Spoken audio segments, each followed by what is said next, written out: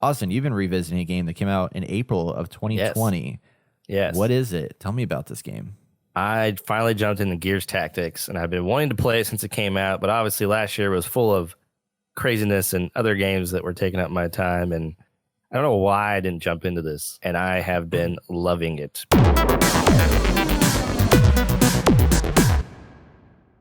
Because it's a world that, I kind of grew up with, Gears, and XCOM put together. They had a baby, and it's a great baby. I think I've put about 6 hours into this, probably more, actually, maybe even 10. I don't know because I haven't been keeping track, and Xbox app doesn't let me know. So from a narrative standpoint, I felt like this really took me back to that first Gears experience. And I did play Gears 5 for a little bit, and I might actually jump back into it because of this game.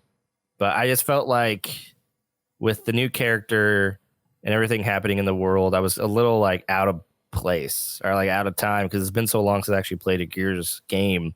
And I just didn't like what I was getting narrative wise. And it felt very set up, which I guess this is kind of how these games were back in the day. I'll say maybe even Halo, everything is very linear, but it just felt like over the top setup. I kind of feel like I get what's going on and it's like nothing exciting.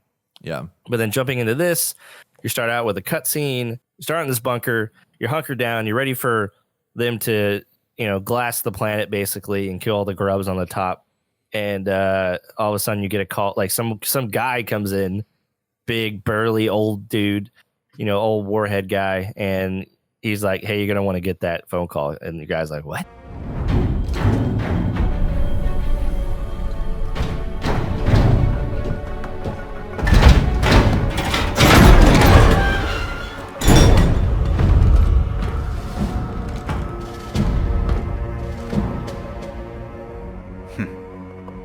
Looking for shelter? Come on, join the party. You're gonna want to get that.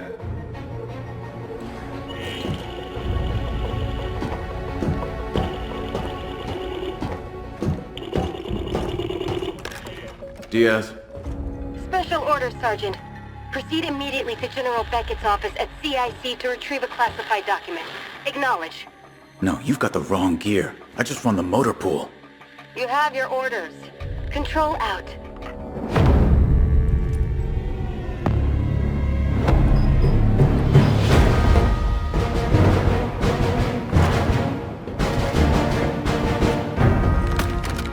And let me guess, you're coming too. Well, if you insist. And so you do that. And I felt like that was so Gears. They have all the enemies that you remember and it has that feeling. It has those like little cutscenes like you would have in XCOM when people shoot at them and they have all the sounds and like it's Gears all the way. And I think this is the best experience that I could have asked for in a Gears game. And I honestly think they don't even need the big AAA titles anymore. I think this suits very well for Gears. I mean, I've never been really into the Gears franchise. I played it with you guys. Like, I mean, I know I played the first one quite a bit. I don't think I've ever seen a story campaign all the way through. Like I've just never really been fully immersed. I feel like it was too much of like a burly, a badass, blow shit up, slice and dice, like kind of game style. And I mean, it's fun, and I really love like playing the horde modes and playing some of the multiplayer and stuff like that. But it was also one of those things that it was on console, and for the long period of time, I wasn't playing many Xbox games or console games. I was mostly playing on a PlayStation and or my PC. So there's a couple times that I missed out on it, but I've always been interested in the franchise, and I've always thought they've done some really cool, innovative things in that world, in that space, and just like basically the fact that they were able to make like a really popular third person shooter, like a thing was kind of cool that they were able to really make that kind of to the level of, I mean, I know it's not Halo, but it's close to the level of Halo for sure. And I mean, I feel like they both have, honestly, Gears has a better name now than Halo does half the time with yes, exactly, the franchise. So it's very interesting. But I thought it was cool that they did like the Halo treatment where they had Halo Wars, and then they were like, let's do the same with Gears and see what we can do with that, and flip it around and make it, and different. Can you get this on mobile? No. No? Okay. Well, actually, I think- yes. I'm probably available through the streaming. Okay. Well, I meant know, like mobile. But not like, it's not like a game you can just download to the mobile phone. Because I know there was a Gears game kind of like this that was mobile, but maybe I'm getting them confused now. Anyway. Well, they had that yeah. Gears Pop game that they made that I think was a mobile game. Okay. But I don't know what kind of gameplay that was. I forget. But yeah. Maybe I'm getting the two confused. Originally, I thought this was going to have like a mobile feeling to it. Not like exactly, but I was kind of worried in that respect. Yeah. And I was like, it has it has the ability to be really good or really bad, obviously. And but yeah, I felt like back to what the beginning and stuff with Gears and coming out and everything. I feel like Gears was the first game after Halo that got me really pumped about a franchise because it kind of had that feeling. I mean, it was dirty, gritty, burly dudes just killing everything, and I freaking loved it. And that was awesome experience to go through up until 3, and 3 was okay, obviously. Yeah. Usually number 3s don't pan out so well for some reason. Right. Anyway, there's a lot of similarities here between this game and XCOM. Like you have the movement, you have the shooting. Obviously, every person takes a turn. Your team has a round to do what they need to do, and the other team has a round. And what's different here is XCOM, they had like these 2 bubbles of, I call them bubbles, but like 2 areas of movement where the first one was like a small area of movement. So you can move up and then attack or do one action. And then the other bubble was you could make a full move, but no action. And, that was cool. And, for the most part, XCOM is really interesting and fun in the way that you play. And, their kind of shtick was you can have all of these characters and design them any way you want to. And if you go back and listen to me, I modded XCOM and had the ODS, like I got the Halo mod. So I had Spartans and ODSTs. And when I originally played XCOM, I was really into making my characters and making my squad. But then when I got those mods, like I was really into it because I was like, fuck yeah, I got ODSTs. We're going in, kicking ass. They even have the Halo guns. So they even look like, it feels almost 100% Halo minus the music and, terrain. And that was a lot of fun. But I felt like the story and some of the game mechanics kind of led to not the best overall gameplay, but for what it was and the time it was in, like it was the only game of its kind. But coming into this game, I felt like a lot of the fat has been trimmed off from XCOM, and it's just more to the point. The matches are quicker. The levels are smaller for the most part. In XCOM, I think there are some bigger maps, but that lends to the story that they're trying to tell. So it's basically like more approachable for like a turn-based tactics game. Right. Yeah. I have cool. 65.2 hours in XCOM 2.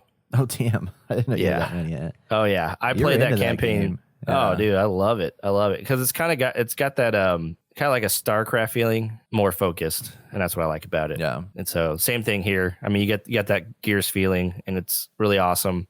The other thing that's different is you had a movement or an action in XCOM. In this one, you actually have action points, so you can spend all those points how you wish.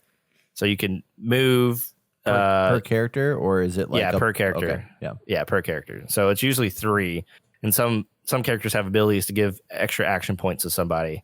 So that whole trying to figure out like that dance of when do you move, when do you fire, when do you reload, how do you use your abilities.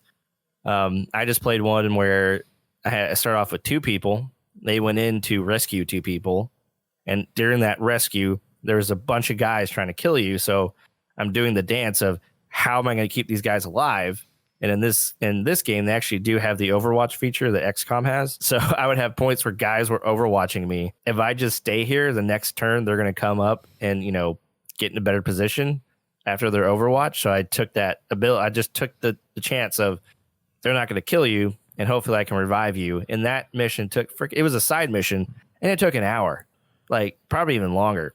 So I had to save 2 people, and I eventually started off with 2, ended up with 4. And at the very end, these 3 heavy brute guys, which I don't know, I forgot the names. They have these giant bazooka or grenade launchers. And I was like, there's just no way in hell. No way in hell. And somehow we made it out alive.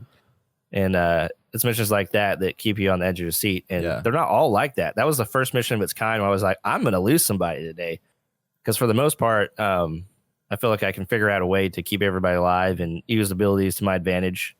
And it's a lot of fun. And within the people, you know, everyone has their class, right? They have like the defense guy. The guys are just more like assault type healers, snipers.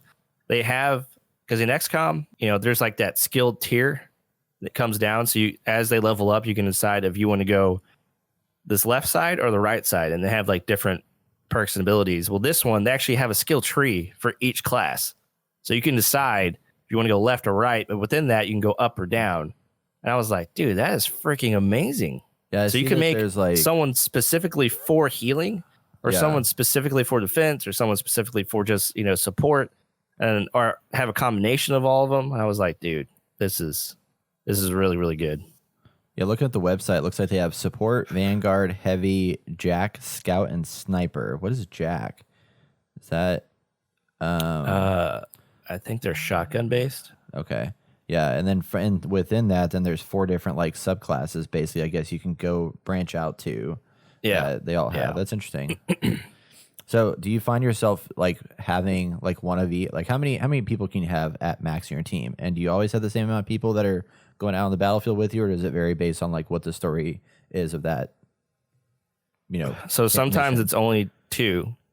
Another time, most of the time, it's 4 total going out in the battlefield. But you have a roster that continues to grow as you progress through the campaign. So you gather more and more troops, and they all have levels. So it's kind of like you gotta let some people go as you progress. And just so far, you don't use as many of the other ones or whatever. Yeah, it's like if you don't use them as you're progressing enough, like they're gonna be level 1. Yeah. And you're like level 5. Yeah. And you're going to level 5 missions. So, but luckily, like after every mission, there's new recruits you can recruit. So you can let go of some and then keep others. Okay. Yeah. Cool. So overall, like, I think it's a better XCOM experience. And I'm curious to know like how XCOM evolves from seeing this. For those that don't know, this game is available on Xbox Game Pass, which is what Austin's playing it on. So it's on PC and it's on console, which I'm curious to see how like games like this play on console, you know, because you're using a controller instead. But now they have that option. I decided not to do it. On Steam, it's got 7 out of 10 rating, so it's like average, which is kind of surprising. I thought it had a higher rating than that, but it sounds good. I mean, I'm excited to jump into it. And the Diaz character you're playing, it's a male character, right? Yeah. So it's not. So are they related? Is that person related to the female character that was in the other one? Because I think the other one's name was Diaz too in Gears 5. Yeah, but she's part of. Yeah, but she's the daughter of the main guy. Okay. From the original 3. Yeah. Who was still alive apparently. So. But yeah, and then the cutscenes are like very well done. Like you might as well be playing a AAA title that looks so good.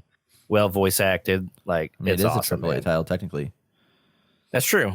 That is true. Yeah, I mean, so the didn't come across as one marketing wise, in my opinion. The developer that did this is Splash Damage, and they were a support studio on Gears 5. So the Coalition is the one that like does the Gears games or whatever, and they did Gears 5 with Splash Damage as a support studio. And then this one, Splash Damage took ownership of the game, and then Coalition assisted, but Splash Damage also worked on the Master Chief Collection. So that's like the kind of what they've done so far as an Xbox studio is they worked on Gears 5 support, then they did the Master Chief Collection, now they're doing Gears Tactics, which is kind of interesting because they've been working on shooters and now they're working on a tactic-based game. Yeah. So I would love to see a sequel to this. And again, like I feel like this is a great angle for Gears to go because I feel like the AAA third person is kind of dwindling and has been dwindling for a while in the fans and reception. Yeah. So I think if they went this way, and I'm surprised I haven't heard more about this. I know you said you've heard really good things about it, but I just haven't heard anything about it. Yeah. Like after it, like I heard like something, you know, yeah, it's good. And I was like, just okay, on, like, good. Podcasts and stuff is where I heard people like when it came out, they were talking about it for a brief period, but it wasn't like hugely successful. But it's reviewed well across. I mean, it's got a Metacritic of 80, which isn't bad. Yeah, that's pretty good. So it was definitely received well. I just think it was hard because I think people were so used to. I mean, for one, I feel like Xbox definitely struggles with like marketing some of. I don't know. I just feel like sometimes they struggle with marketing their first party titles because like So what sad. was that other game that came out not too long ago that was Sea of Thieves. shit. Well, Sea of Thieves. Yeah, Sea of Thieves was kind of a rough. That one got a little bit more marketing, but Yeah. like Too much marketing. Gears 5 I feel like wasn't even heavily marketed for how big No. of a game it was. And then this game didn't seem like it reached the limelight that I'm used to seeing. It's just weird. I don't know. It's strange how some of the emphasis that they put on some things and not others, but Yeah. I think a lot of their stuff is just like they're pushing so much on Game Pass and like getting people to subscribe to Game Pass and then hoping through that Game Pass will basically sell their first party titles because they're going to get priority placement basically on those platforms.